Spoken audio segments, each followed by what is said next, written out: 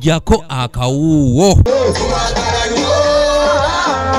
Ng'ennaku z'omwezi 25 omwezi oguwedde omulamuzi wa kkooti ya Mwangattu Mengo Esther Nansambu yasazaamu obuwanguzi bwa munnakibiina ki NUP Henry Kalyango yali yalangirirwa ku buwanguzi ku kifo ky'obwa kansala obwa Kawala Zone 3 n'alangirira Wasajja Eddie Gulu eyamuvuganya yabalayizibwa mu kifo kino Bunnambiro. Okulangirira Wasajja nga y'obuwanguzi era alayizibwe mu bwangu. Omulamuzi n'alagira bangazeetinge mu bwangu era ndayire. Kati kiddako abalonzi bange n'abantu bange mukkirize bulindire tugenda kulayira essaawa ez'okuva batadde mu FCC mufo ky'okugenda okukuuma abantu FCC yazze mu musango gwange n'egudibaga.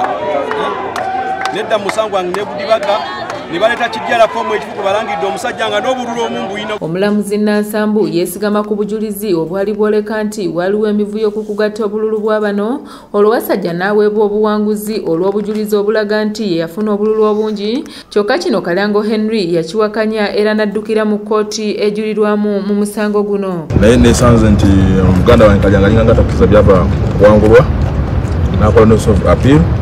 Abanuku tetujja kukkiriza kuba tulina amaanyi g'abantu tetujja kukkiriza kubeera nammwe tukutambuliramu eyo mbeera ya kiyaaye na bunyazibwa kululu. Bano balabiseeko ku kkooti eno olunaku olwaleero okuwulira okujulirwa kwa Kalyango kyokka omulamuzi talabiseeko era n'abawo olunaku olulala nga bwe twogeddeko ne Kalyango Henry agambye nti tayinza kutuula waka ng'obuwanguzi bwe yafuna mu ngeri ennambulukufu bumutwalibwako mu ngeri y'ekiyaaye.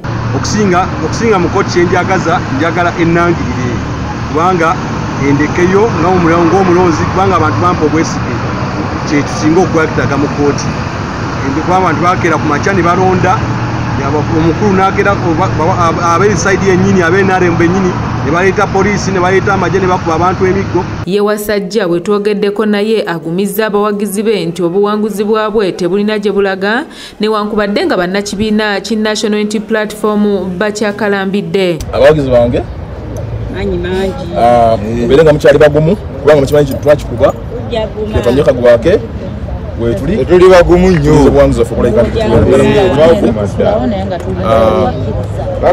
era nakikuka kitwadde kitusibye okuleka tugenda mu gazeti twava wano nga batuwadde order ey'okugenda mu gazeti ati tulayire mu bwangu naye akakiiko k'ebyokulonda kabadde katyambuzaabuza okubeera nti katyanteeka mu gazeti akagamba kalinda ruling ekola ki esembayo. Bano baweereddwa olwanga 17 nga ye Ssabbiiti ejja okudda mu kkooti eno okuwulira ensalawo y'omulamuzi ku kujulirwa kwa Kalyango. Tuzze olwano ku kkooti olwali nga twagala kuleeka nti tufuna ruling musango baguwuliza dda ruling tubali tulina gifuna olwaleero naye tusobodde gifuna oluvannyuma lw'okulabika nti omulamuzi tasobodde kubeerawo nga alinga egiri mu bintu ebimu naye n'atuwa ennaku z'omwezi nga 17 essaawa 9 omewo wano tujja kusanga ruling ebiwedde.